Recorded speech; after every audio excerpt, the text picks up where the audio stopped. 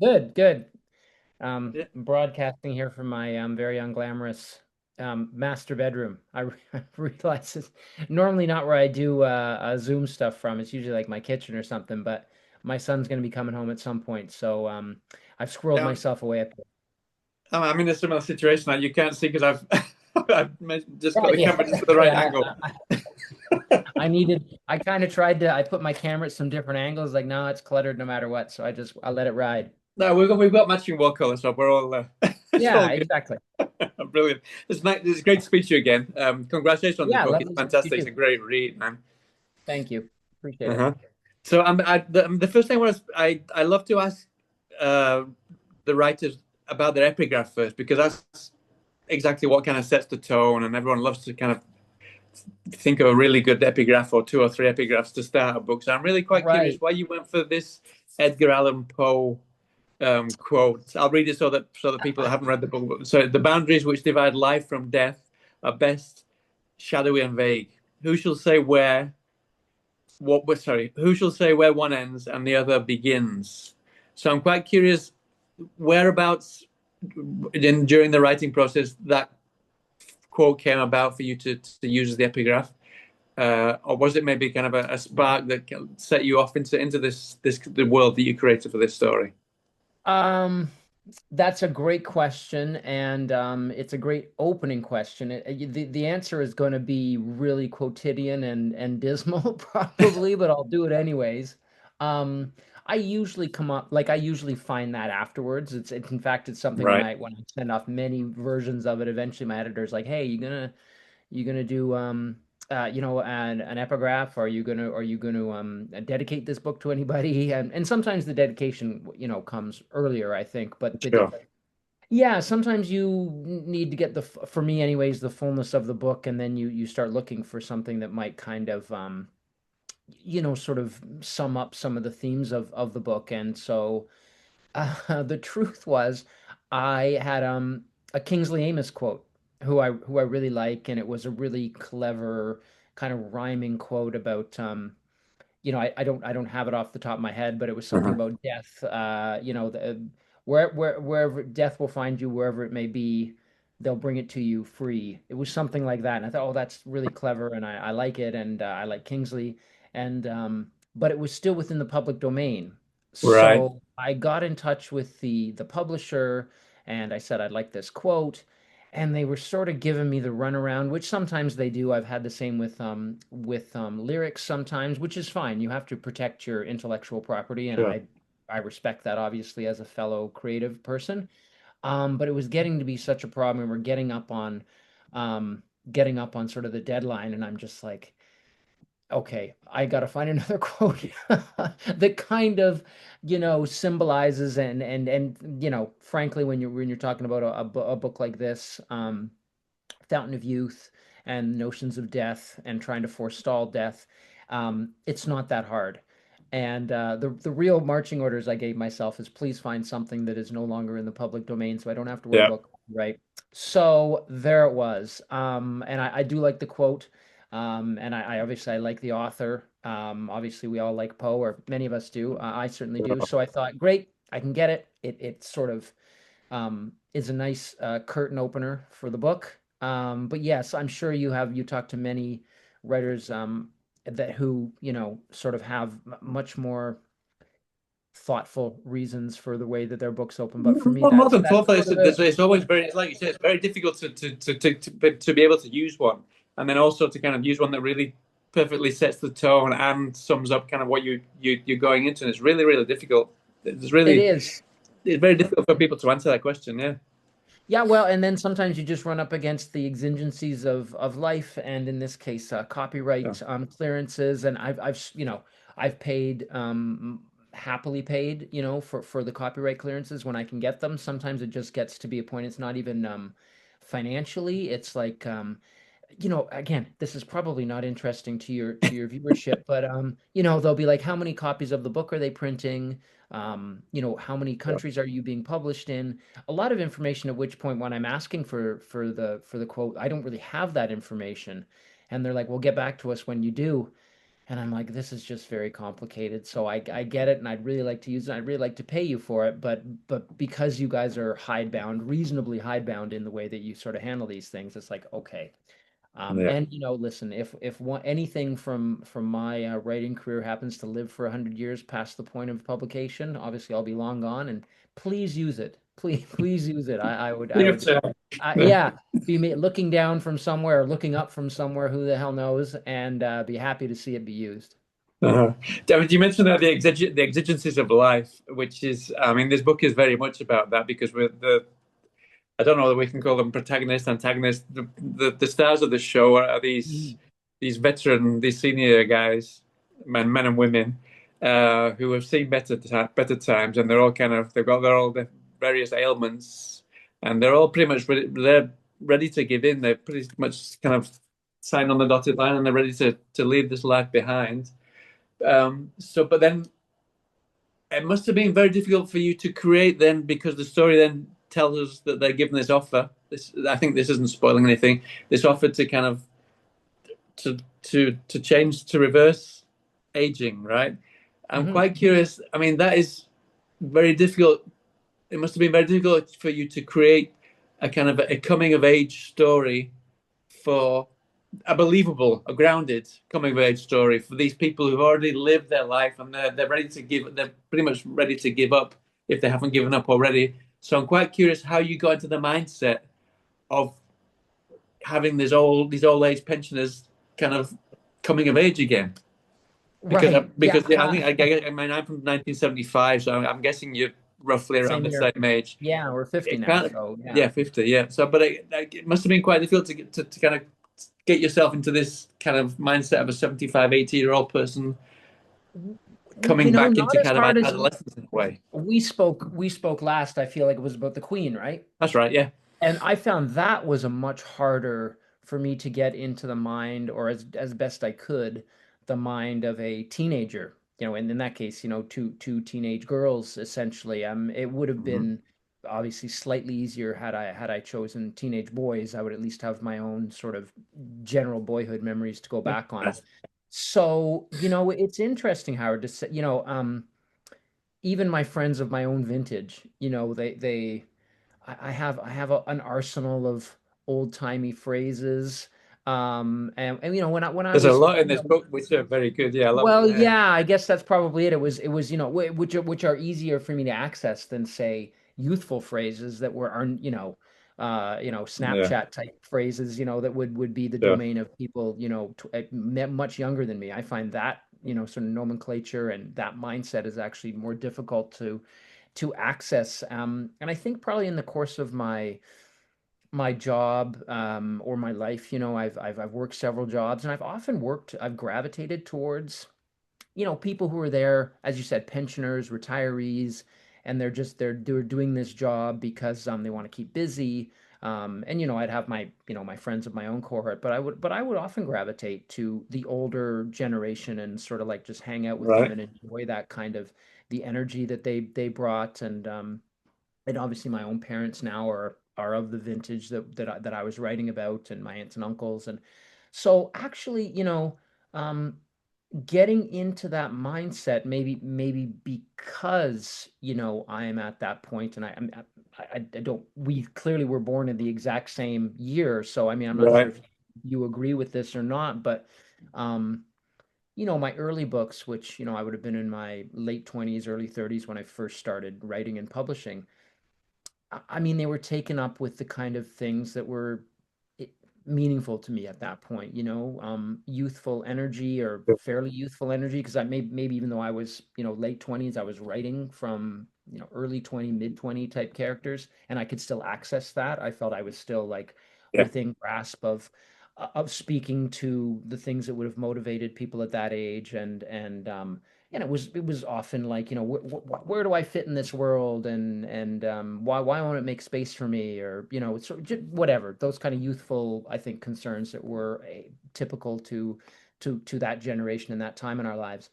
And now, though, of course, I'm not, in my 70s and 80s, which these characters are. I, I I feel like I'm closer to that in a weird way, and I certainly feel like I've watched parents, grandparents, aunts, uncles go through um, what can be a very long and sometimes terrible and sometimes somewhat ignoble march towards their final, end. And I've Mm. even had people of my generation, unfortunately, as Sure. potentially you have too. I Yeah. mean, it's not these are outliers, but it still has happened often enough that you realize that you do feel your own mortality. You feel it not only in you know the people that you've lost, but you feel it in your own body. You know what I Yeah. mean? At 50, I can, yeah, I still go to the gym and I still we'll go play basketball. But I let my beard grow out a little bit, and I'm more gray than I used to have Yeah. red hair. You know what I mean? And it's funny to think that I used to. So you feel it in your own body and your own Sure. appearance, and that we are all in a vessel that is given and what feels like when you're young feels like an enormity of time, but as you get older, you realize it's actually quite fleeting. Blink of an eye. Um, Yeah. yeah, yeah. So I think probably a lot of the things that are coming up in this novel are things that are appropriate to this time in my life to think to write about them. I probably wouldn't want to be writing about them when I actually am that age because I think it would be too That'd be close to very the bone. depressing, maybe. Yeah. Yeah. Yeah, it might be depressing. I mean, or the idea of like of going back, not only reaccessing my youth, which is Mm. again is a well-worn sort of trope in fiction. Hmm. But some of it is probably choosing differently. I Yeah. think that probably is the appeal of narratives like this is it's not only to access the sprightliness of your younger self, but it is to go back to a place where you might have made what you conceive to be of mistakes, Yeah. and sort of okay, the path split and I could have gone this way, now I can go this other way. And I think Yeah. that's a very um, durable kind of fantasy that people would indulge in. Yeah. I mean, coupled to that, the book also, it kind of the older people in the story. There's various mentions of kind of the scare of youth, and that youth don't deserve the youth because they waste it. So I mean, when you mentioned there, just the kind of the maybe it had you thinking of a bit of regrets, how you might change things like that. Were there a lot of I don't obviously don't want to pry in your personal life too much, but were there kind of specific regrets, kind of things that you would have changed in your younger life that you brought into here to kind of make it as because adding your own kind of what you've lived through makes it feel all the more truthful the story, you know? Yeah, I mean, I feel like a lot of there's no singular character in this that I would say, oh, that's a simulacrum of me. Yeah. That's me in Frank or what. But different parts of the element. I think one of the characters, Maddie, says something along the lines of her life. Her younger life was lopsided, and that character is like she was um, a hard charging sort of business magnate who felt like Yeah. she had to give everything that she could give to um, being successful, as a woman in a man's industry. Um, and I feel that I guess I do feel that too. I feel like my life probably. I mean, I spoke to you a little bit about when my first book came out when I think I was 29. Um, which okay, that seems somewhat young, maybe at some level for a writer. It feels young to me now, but at the time, Yeah. it was like most of my friends um, were married. Some had Yeah. kids, It all some had settled had, down had and launched careers. They had yeah. graduated at say 22, and had immediately gotten a good job, and they sort of had their lives had moved and accelerated, or at least they had gone along at the pace that probably would have matched my own parents. And my parents, I think, Hmm. had some justified concerns. Here's our son, 27 years old, driving a school bus or working Yeah. part-time at the library, has this crazy fantasy about being a writer. And at that point it was probably quite justified. They just wanted to see me happy, and they weren't sure that I was on a path that was going to lead to that, despite they were hugely supportive regardless of their sort of concerns. So I think my obsessiveness at that point, and it probably persisted even when I was, married, and um our first child came along, I was probably still very like, it's only probably in the past 7 or 8 years that I've really said, in terms of my career, yeah, how I've reached a point of peace with it, of acceptance, of happiness, even, generally.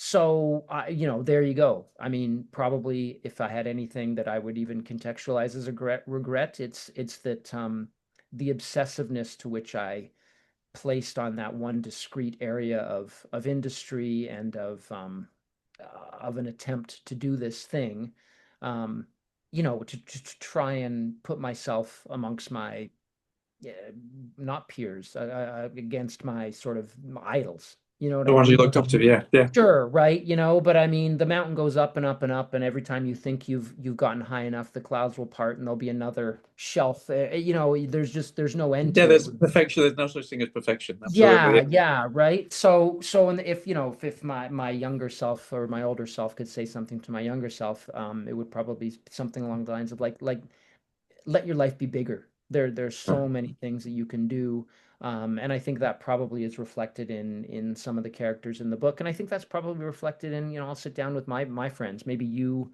with friends of your same vintage, and yeah, we're at that point in our lives where we've taken enough paths, we've made enough choices that inevitably some of them are going to be ones that we probably look back on and like, hmm, Yeah, had I that opportunity to sort of live that over, and then you wonder, if you were given 10 times to do it, would you be able to? Because it's part of your nature, yeah.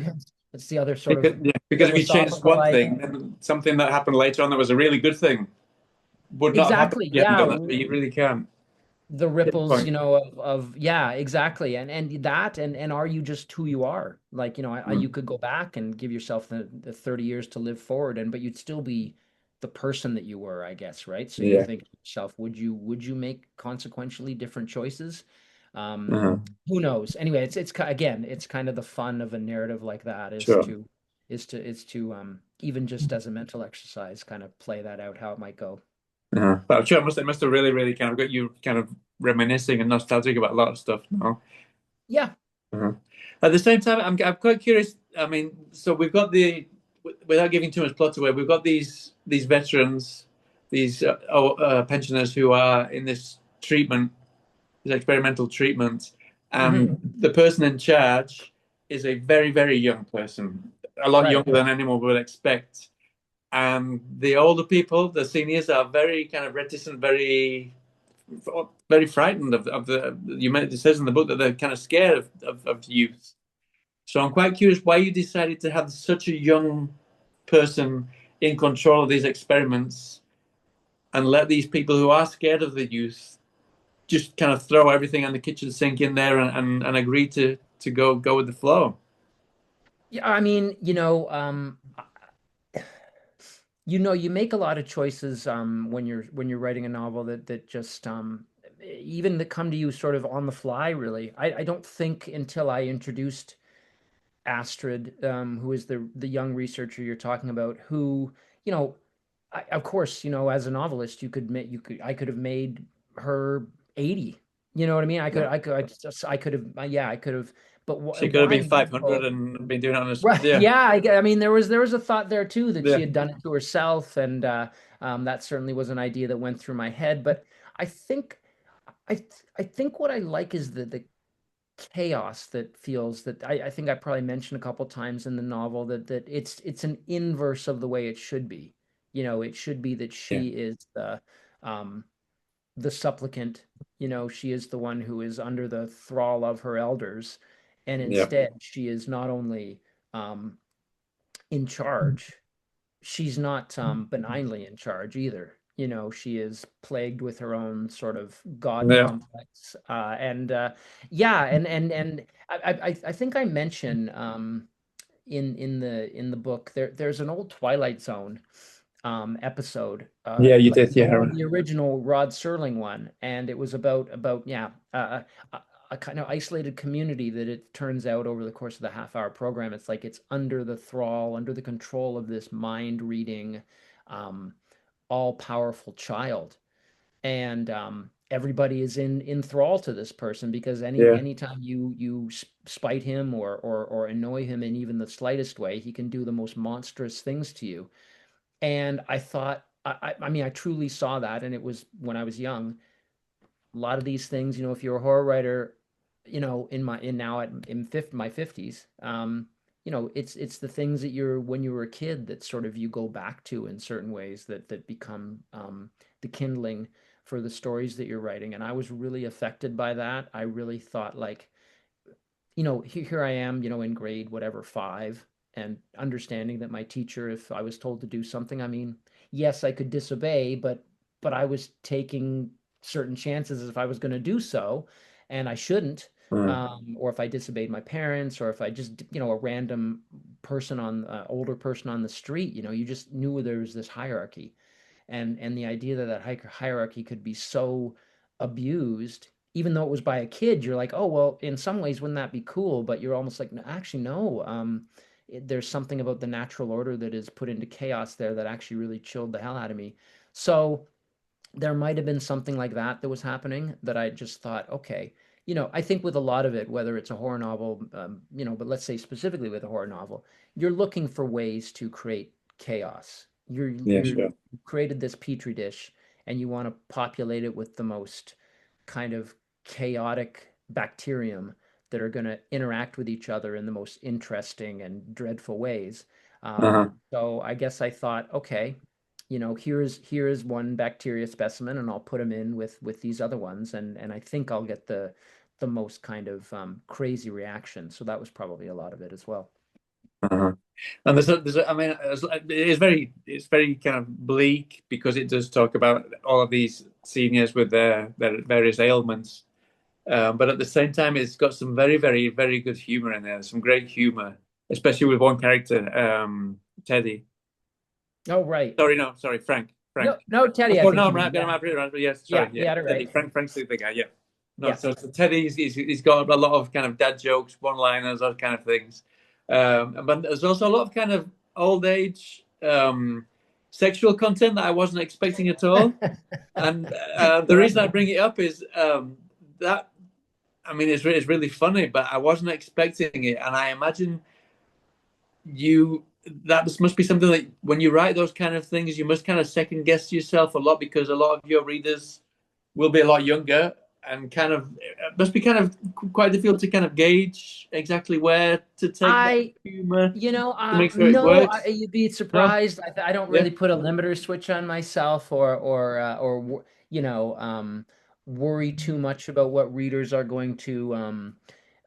I don't think that's ever been really a quality of my mm-hmm. of my writing. I think you I, Howard, years ago, like I remember my first story collection. I had a few scenes in, you're I don't know, 8 pages into some sort of like absurd boxing scene, or I had a story in my first collection about a sex addict, and Right, you're again you're writing, I felt it on a scene level. I'm like, God, I'm 6 pages into this like riotous weird sex scene, and you think there's no way anyone's going to publish it, and then over time it's like, well, they do. yeah, And they go out and they meet the public, and the public, has their opinions on it, and sometimes I guess I'm validated in the choices I made, even though they're often quite instinctive, and they're not, I wouldn't say they're planned necessarily, or they're purposeful is the wrong word. It's all purposeful, but it's not necessarily engineered to shock or get a reaction. To me, I think again, it's a very minor note, but you're mentioning about uh the sexual content in the it's like these people are going from being in their 70s, and I think in one case 80s, and they're having a yep, radical revision of their youth. And I think one thing that might, just on a normal level, if that were to happen, I think one thing that they would be accessing really quickly is their sexual nature, sexuality, sure, their sexuality. They're feeling things that probably, I mean, listen, at 50, I don't feel the same things that I felt when I was 25. yeah, You know sure, what I mean? And I think it's natural that drive kind of changes over time. So, in the actual, I think there's a, again, it's buried deep within 100,000 word book, but Mm. you know, something about like the Hydra itself is affecting certain areas of the brain that are leading to impulsiveness and Yeah, the sexuality. amygdala. And Yeah, you're like, yeah. yeah, okay, well, and that gives me kind of license to be like, okay, yeah, let's have these two get it on, you know? And it Uh-huh. feels like I wouldn't say that my books generally there's a lot of that. So I think that probably maybe to some readers will be like, oh, this is not something that if I've read, you know, multiple Cutter books, this is not something that I would have expected. But I would like to hope that it doesn't seem gratuitous, or even No, if it no, not seems at all. No, I didn't. No, gratuitous, no, it I didn't ask doesn't you seem like, for that no, reason I at all. wouldn't No. expect you said that. But yeah, it like you know, I wouldn't say I love writing sex scenes. I Mm. just would be true, really. But in the same way that I like writing a really gory scene, and you know, why are you contextualizing these two things together, Craig? Like, it's Yeah. not. But I think like a really No. arresting scene, you can't you know you can at least attempt to write a really arresting sex scene, and in this case, it happens to be between two geriatric patients who are rediscovering their sex drives and rediscovering sort of the autonomy, I think, of their bodies. So, and you know, I think in one case, she is kind of using it as a weapon. Yeah. So Uh-huh. even on a certain level, and I think in most of the cases, like the women are really the ones who initiate it. Yeah.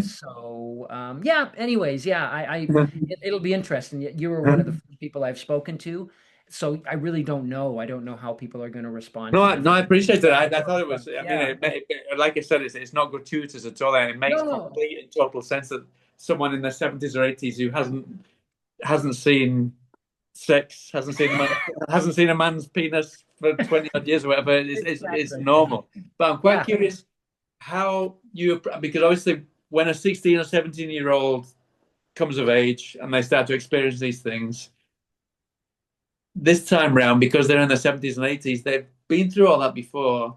So was there anything there that you felt was important to bring into kind of the sexuality part, the kind of the sensations that would kind of be different from their perspective compared to a 16, 17-year-old who's kind of coming of age, especially when in terms of sexuality and kind of feeling attraction to someone of the opposite sex? Or I think that's a great, yeah. I think because even in my the last book, The Queen, there was a little bit of that, and it was more like, as you said, like that first time, and the way that it is clumsy and sort of you wondering if you're doing it wrong, and maybe that part never goes away really, but yeah.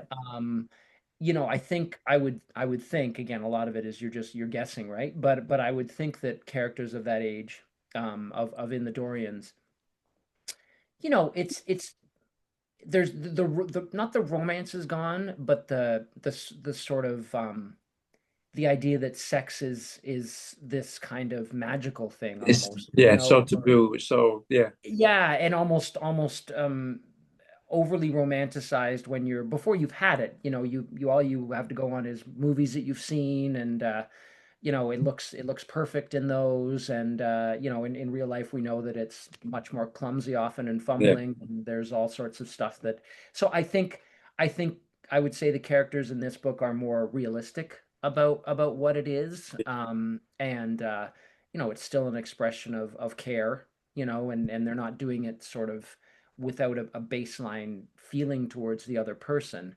But I Mhm. would say it that the same as we all get older as humans, the sort of the romanticism gets pulled out of certain things, and hopefully it doesn't get so pulled out that it becomes, um, I don't know, you know, the baseline quality of what it should be to have sex with somebody else is still Yeah. there. I think in this Uh-huh. case it is, but yeah, but I think but by nature of their age and their experience, they don't see it sort of with the dewy-eyed um, sense of romanticism that you would have seen, you know, when you're, Yeah. as I said, whenever you lose your virginity, which happens at a different time for different people. Uh-huh. So I wanted to, when I started reading, I assumed that the book would probably mostly follow the Frank's character, but then we get all the different perspectives, and I'm so glad that you decided to go with all the different perspectives because that just it makes so much sense in this story to kind of because, like you said, the women in certain places, they use their sexuality as a Yeah. weapon. So we might, at first I was kind of I was hoping that I wasn't going to get overwhelmed with so many different characters, but it needed Hmm. all those perspectives so that we could see the full story, so that it almost kind of gives you a perspective of something kind of like the Stanford prison experiment, that kind of thing, that you realize where Yeah. all these different motivations come from. Yeah, I think that there will probably be some people who, and not unreasonably so, see a certain correlation with this and the Troop, which Right. takes place on an island, five characters, an experiment. One in this, it's known to the characters, and the other one it's unknown. Something that gets inside the body and starts has its own agenda.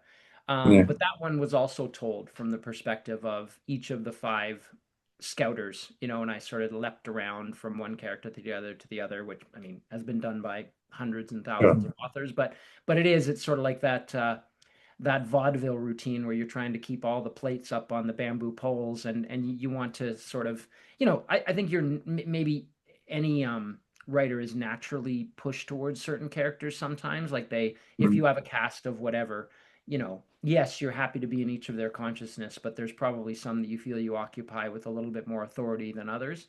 But I did feel in this case that, like, yeah, they're each coming to it from a different perspective, and they each have their Yeah. own kind of agenda, and the thing that is inside of them, although it is affecting them all on some level in the same way, in other ways it's affecting them each kind of individually, and it's kind of manifesting different aspects of their personalities, Their own personalities. Yeah. right, for good or for ill, and really changing them. You know what I mean? Like I mean, I think Frank, the sort of the main character, he is in some ways unchanged. I mean, he is physically changed, but I think he manages to keep his head.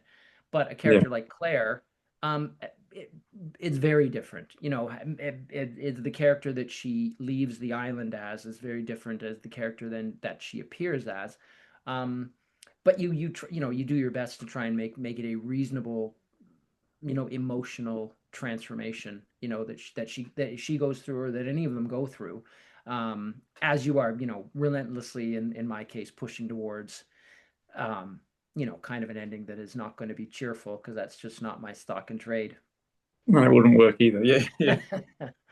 And at the same time, I mean, they go through this treatment, and there's, so I don't want to, without spoiling it. So they've got this Hydra thing going through them, which Mhm. is kind of helping rejuvenate them. And there's a lot of talk about how it has no specific agenda really, um, but it's inhabiting their bodies. And then there's certain comments. I think it's made by, is it by Astrid? I think, where Mm. she kind of compares it almost to like having taking pills or a hip replacement. I'm quite curious if there was you were it was very intentional to have kind of a cutting commentary on, I don't know. What came to my mind specifically was the COVID vaccination, for example. But Mm. we were all told that we needed to do this, and we didn't really know what was going to happen, what effect it had on our body. Was that something that was intentional, or was that just something that grew organically as you wrote the story? Well, I think that's a great question. I mean, I think it is kind of one of those great hypotheticals, and you and I aren't at that age yet, but if I were coming up on 80, and my health was failing to the point that I, wasn't sure I wanted to live anymore, and someone, Hmm. offered me this opportunity. I mean, we do, people are offered chemotherapy, immunotherapy, and those sort of things. They're not a Faustian bargain exactly, but they're somewhat. It's like, Yeah, the thing we're putting in you is going to hurt you. yeah, It's also going to attack the thing that is killing you. yeah. So if you can agree to that bargain, and we'll see how that works, it just might tip in your favor. In this case, I think what I recognized, and this was only towards the end, Howard, that I'm like, I thought it kind of has got vampiric qualities, in that, like, you know, when you get bitten by a vampire, um, you know, you have the narrative where, you know, Interview with the Vampire is a good one. You know, Lewis is kind of like, I'm disgusted by myself. I'm This thing is in me. I didn't ask for it. Now it's Yeah. in me. And yet it needs certain things. Like I can't stop it from needing the things that it needs. You know, he like, I'll just eat animals or things like that. I won't make the, you know, final kind of moral choice to, you know, to feast on my own species. Whereas Mhm. Lestat is like, you idiot, this is the Yeah. best thing in the world. Like this is the best life. And the longer you sort of fight against it, the longer it's going to just like just be a waste of your time. Like just do it. So I think that is kind of the interesting push and pull of those narratives, you know. I think the most interesting part of Interview with a Vampire was what was, you know, is the moral notion of like how far were you going to let, because I mean once it's in you, you know, you're screwed. So with these Yeah. characters too, it's like as soon as they consented to it, um they weren't exactly sure how it was going to affect them, even though it'd sort of been laid out to them. But especially once they started to see the beneficial effects of it, and then when those effects could be taken away, either by the intervention of like a scientist who just decides to be quixotic in the way she decides to administer it, or any number of other reasons, you know, then it's not only the thing inside of them that is that's what makes it interesting. Is it, would they have done it anyways? Like, Yeah. or is it the thing inside of them that they can at least use as like a plausible deniability for like, no, no, it's this thing making me do it.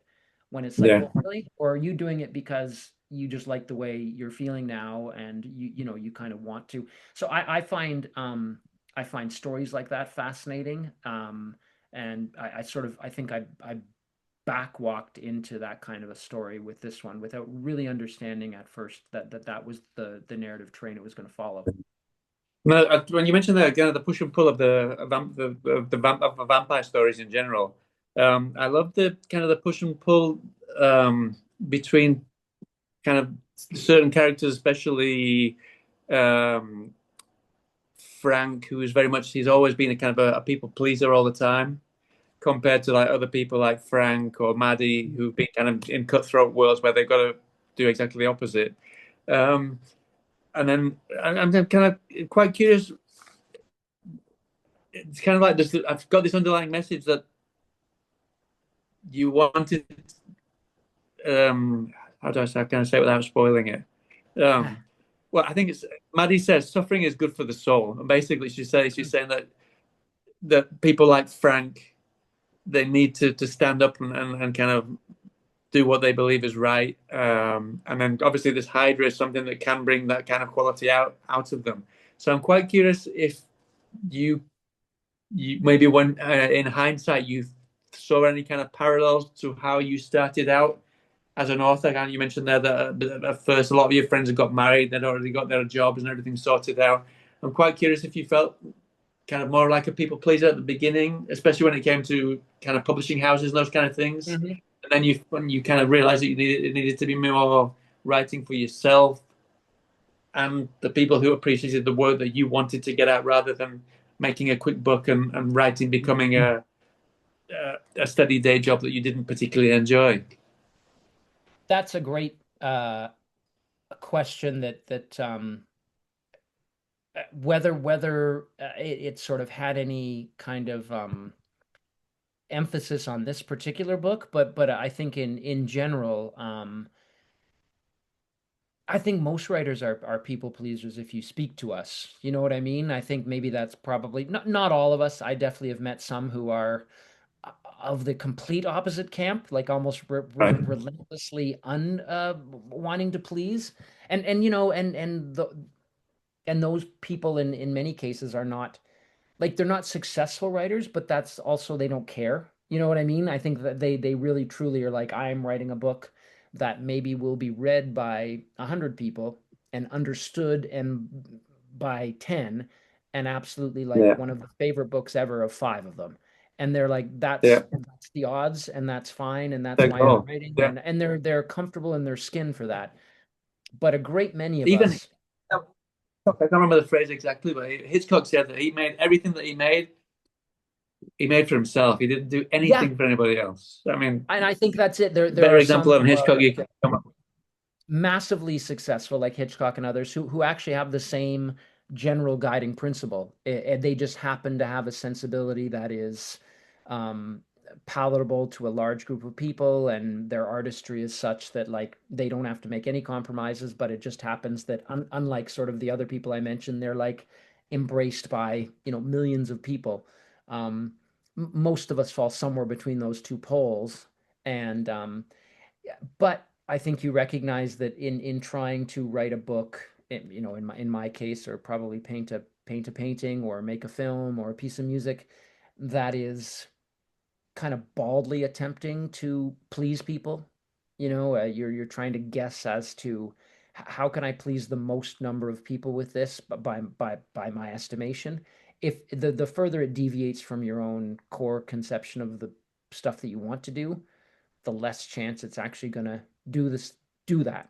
You know what I mean? So Yeah, my guiding thing has sort of always been do what you're gonna do, and some work and some don't, and some um sort of escape the bounds of containment and do better than you could have believed, I think, at some level.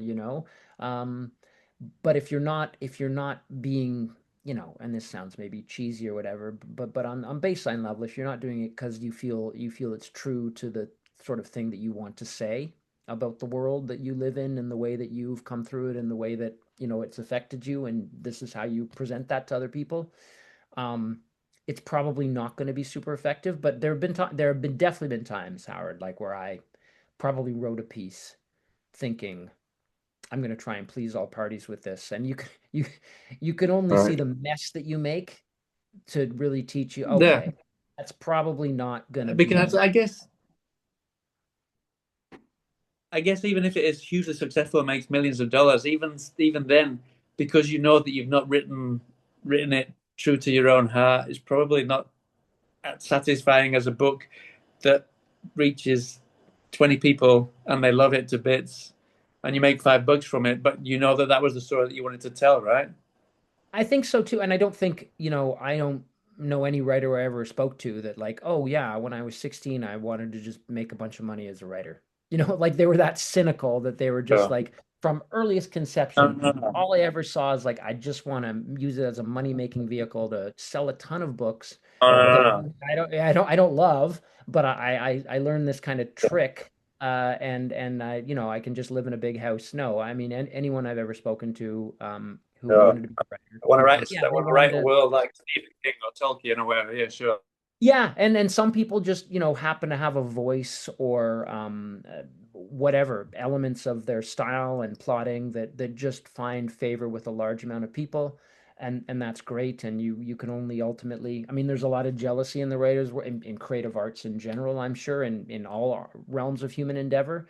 And I would certainly say when I was younger, I was probably prey to that as well. But over the last 20 years or so, I mean, and anyone who just is successful, I'm just like, good on you. You know what I mean? If you're Yeah, I was doing it going the right way, if you're not being a dick about it or a shithead, like yeah. good on you. Like it's a hard gig, almost any kind of realm of artistic endeavor. So if you're happy doing it and you're doing it faithfully to the stuff that you're interested in, then like good on you. Yeah, so I mean, especially in literally circles, especially in the horror genre circles, it's a very it's people write.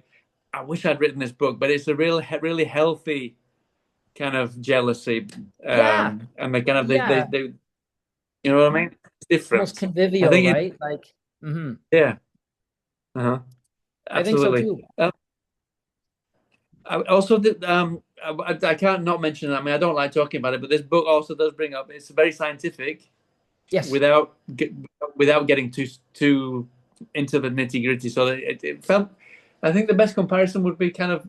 It was almost like arriving at Jurassic Park, the first third or so, it when we was get to the very much island. based It on was Jurassic brilliant, Park. fantastic. Yeah, you Yeah, kind of, have someone show up and introduce the science as best you can in sort of a lab setting. So no, Jurassic Park is I think I mentioned it in my acknowledgments. It was a very strong influence on this one for sure. It really did feel like that when they all turned up at this place. It just really did fit. It felt like Richard Attenborough was explaining Right. Yeah. everything. Yeah, Yeah. it was really great. But besides kind of this search for longevity or to live forever, whatever, it Mhm. also does talk a little. It compares a little bit about this kind of search for an everlasting being with also with AI in the book. There's a mention there. Mhm. Um, in that if AI is not programmed, AI is not typically kind of programmed to value life per se. Mhm. Um, it's kind of a single blinded objective, the same as similar to Hydra. Um, was that something that you just kind of you wanted to get kind of some that off your chest about AI, or was there always kind of, Well, did AI have to do with yeah. this the idea of Hydra? I know it's in the atmosphere. Obviously, maybe more now so than when I wrote the book. I guess I was probably writing this book 2 or 3 years ago. Not that AI wasn't on the scene, but probably not to the point that it is now, especially, in writing as it's presenting itself. But um, yeah, I feel like I am not disinterested in AI. I think I'm more interested in the gooey bits of life. The Queen or the Troop or the Deep. They all kind of deal with science at some level, but biological Yeah, science really. I think I'm fascinated in, and the Hydra being a jellyfish. There were like 5 years ago here in Canada. I'm not sure, but it had been discovered that these jellyfish, there are jellyfish that kind of essentially live forever in repeating their life cycles. And these fly by night med companies realized, oh well, we were going to, market pills, which were, essentially like ground up jellyfish. I don't know what they were doing, just going down the beach and harvesting them and grinding them up. And, you can have the power of the jellyfish and just, yeah, which is absurd, right? I mean, it's like taking ground up chameleons and thinking you can change your skin color. It just it, doesn't work that way. You can't inherit the trait of the creature just by eating it. But I was fascinated, and it sort of led me to talk to some of these people who are studying them, and in the same way with Jurassic Park, as fascinating as that science is. Um, no one I ever spoke to said, "Oh, yeah, I mean, we are on the event horizon of eternal life by fusing sort of the jellyfish's unique characteristics with the human body." It's like, no, that's probably never going to happen, and if it ever does, it's very far off. But years ago, I wrote an article for a magazine about hormone replacement therapy. right. Basically just guys of about my age. I mean, I wrote it when I was like in my 30s, Uh, and it was mostly guys my age, maybe 55, 60, taking steroids, but at very low levels. right. I thought, why would anyone want to do this? I'm telling you now, Howard, at my age, I'm like, yeah, it's not a bad idea. Yeah. Uh-huh. I'm not there yet, but I'm like, The it's rubbing, not as and then absurd. rubbing testosterone on the nipples Oh, was yeah, in a very exactly. It's personal all about place. the cream, and yeah, exactly. So yeah, exactly, right. A little bit in there in the book, right? So, Yeah, in the process of doing that, I ended up going to the Toronto Zoo and talking to the people there in the tortoise, about these creatures, which I do mention in the book, who it's called negligible senescence. They sort of live like a teenage tortoise is sort of in the same health as a 100-year-old tortoise. And I yeah, thought the idea of lifespan is something that, as a human being, you're born and you go up and then you hit your peak and then there's the decline, obviously. yeah. Um, and the idea of health span, which is just, you can maintain your good health for as long as possible. I think that is something that is a noble ambition. But of course, so many noble human ambitions get perverted and knocked off course. Uh-huh. And so I obviously my own sort of aesthetic and I guess compass points towards all the ways that it can go bad. But a lot of my research, it's like no, the idea of living until 80 or 90, but being in general good health, and then just sort of like dying. Um, I think most of us would take that over Yeah. over the current sort of norm, which is to, spend the last couple of years of your life in some cases in various states of debilitation, So Hmm. anyways, it was fun to look into, fun to research. A great deal of what I like about books, at least the Cutter books, is that I get to throw myself down certain rabbit holes. And the life extension health span one was the one that, and the jellyfish was the one that I chucked myself down for this one. Hmm. I'm quite curious as well. Something that I talk a lot about with my wife about is I'm 50 now, and I when I remember my parents when they were 50, or I remember actors when they were kind of 50, they looked like they Yeah. were about 80. I don't know if it's because I'm 50 now and I see it in a completely different light, but I get the feeling that 50 is the new 30 really, because I don't know whether it's because of medication or because we take more care of ourselves. I don't know. Was that something that played a lot into kind of the genesis of this book as well? It's definitely something I think like you that I've noticed, right? You will see, again, as you said, like There's actors. cases and cases. There's some people that are 50 that look like they're about 80, Well, but yeah, for exactly. Yeah, in yeah, general, exactly. It's I think genetics plays a but role, and a lot generally of stuff speaking, that yeah, exactly. So, but I do think in general, we do know more about healthy living, for lack of a better word, than, and yet, we're probably eating more microplastics we're and gonna say, yeah, and we're eating a lot of stuff that we don't really know what we're we eating. Yeah, ought not to be, yeah, yeah. and it would, I think anecdotally, it would think studies of things like cancer. Again, I've lost a couple buddies Well, who, I don't understand why there is no yeah, cure like, for whereas, cancer like, yeah, they might at have all. looked like old AIDS, leather. I know, yeah. yeah. So I don't get, Howard. Like, I feel like, my parents, that vintage, yes, they might have looked older than we look at our current age, but they also, like, I don't think they were losing friends or at the rate that I feel like I've lost. Oh, That, yeah, that seems yeah, yeah. weird. Or like getting cancer and they get over it, but they're still like battling things that I felt like it didn't feel like my parents were in their friendship, sort of cohort, their coworkers, all that. So that's, anyway, who knows? It's a little anecdotal, Absolutely.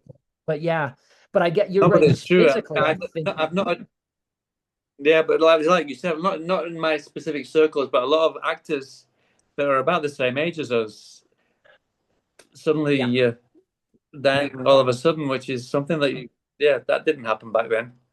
I no, mean, look at it's Dick Van grim. Dyke. He's just turned 100 and he's looking a lot better than I am. Well, I agree. There are some you just say, hey, maybe they do have the fountain of youth. Maybe there's a Yeah. Faustian bargain that they've made down the road. Who knows? Met the devil at the crossroads. Or they're just, genetically predisposed to aging really well. So who's to say? Uh-huh. Uh-huh. Listen, I don't want to keep you too much longer, but before I let you go, I love to also ask about the cover art, because I've Yeah. seen there's two versions. There's one with the jellyfish, and there's one with kind of Yes. like this hydra type at the back. Um, did you have much say in that? Was there anything specific that any part that you played there, or was that more down to the publishing houses? Normally, have you spoken to other authors about this? I'd like to know their Yeah, and point of view. I usually ask them. I mean, it depends. Some of them are artists themselves, and they like to add their own art and stuff like that. But Yes. most of the time, they'll send like mock-ups or photographs that they kind of like it to be that kind of thing. Yeah, What I kind of feel role do you? like in my early they'd send something, and I might send, or my agent might send, sort of some level of like, hey, how about this, how about that. You realize pretty quickly that the art designers are artists themselves with their own egos and their own sort of sentiment as to how they would and then their own schedules, I think, with a lot of art they need to create. So I have been very fortunate that mostly the art that I get, I'm just like, that's great. That's really thoughtful. Like, no notes, and I'm certainly not an artistic. I don't have an artistic bone on that side of my body.